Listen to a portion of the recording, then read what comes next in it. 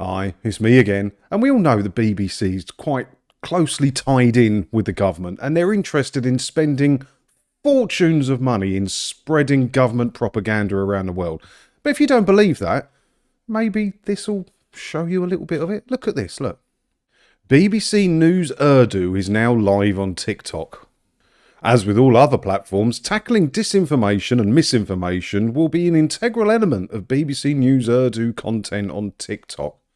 Now, the BBC have been putting a lot of work into TikTok. They think TikTok is the future of reaching the younger people. Hopefully TikTok will be banned soon anyway. But this can't be cheap to do. They've got to bring in special people for this to create this news content in the Urdu language. Why? Why? What exactly is the point? It's the British Broadcasting Corporation. Surely focusing your news output on the British people would be the best bet. Why are you trying to reach out to all these other nations? If you didn't know, BBC News website is in hundreds, in a lot of languages, including Pidgin English. I'll show you a bit more of that later on in the video. They spend fortunes on foreign language experts and journalists to write content in other languages for other markets. Why are they spending money on this? The BBC News Urdu editor says, BBC Urdu is known for its unbiased and trusted news coverage.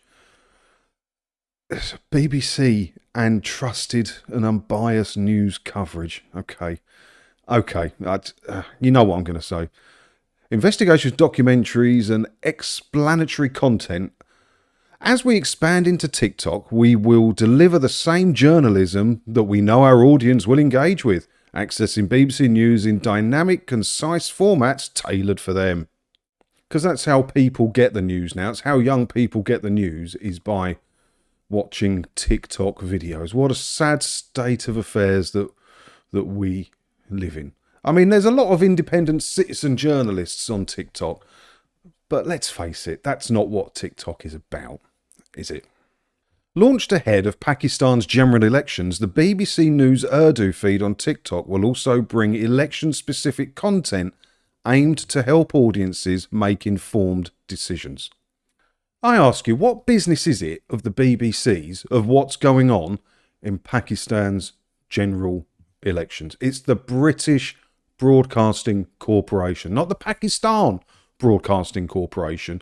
Why are the BBC spending money on this? Why? All right, fair dues, not a lot of licence fee money goes into this. I believe BBC News is funded by BBC Studios because it's commercial in other places.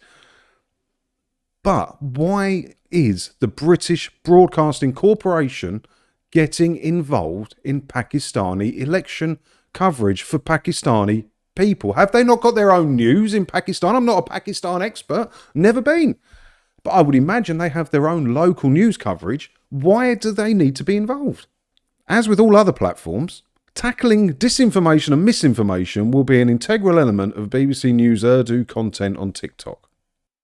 Yeah, I don't know. You put your tinfoil hat on, you think that disinformation and misinformation is going to be the main point of that. Why can't Pakistan's local news coverage deal with it? The only reason the BBC would want to get involved is because it's a mouthpiece of the British government who want to spread misinformation and disinformation to push an election either way that suits the British government, which is none of their business what goes on in Pakistan.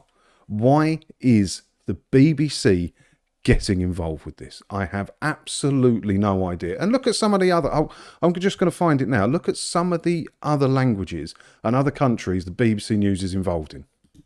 So here I am on BBC News Afrique, French language news for the French speaking parts of Africa.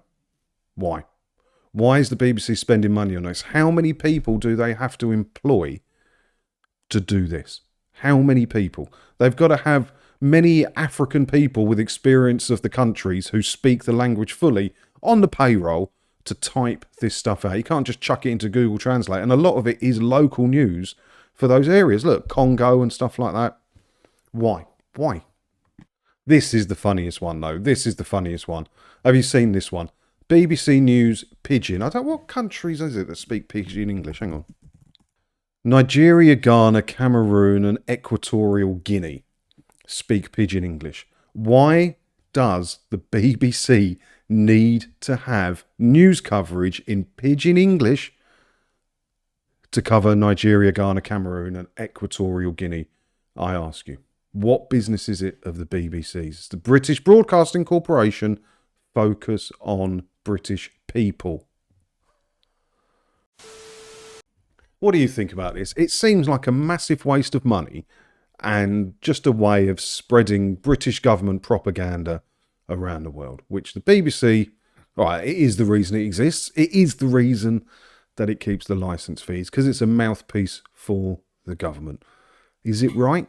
You let me know what you think down in the comments below. And while you're down there, hit all the buttons and subscribe and all of that. And hopefully I'll see you in another video again soon, won't I? Ta-da.